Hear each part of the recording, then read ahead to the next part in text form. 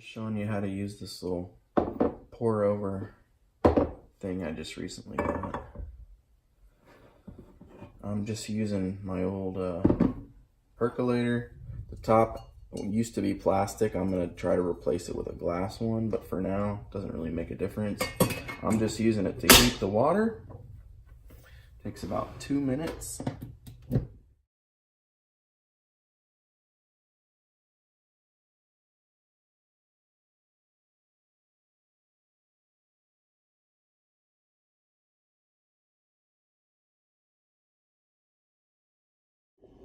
And that's it. All right, and I'll show you this part.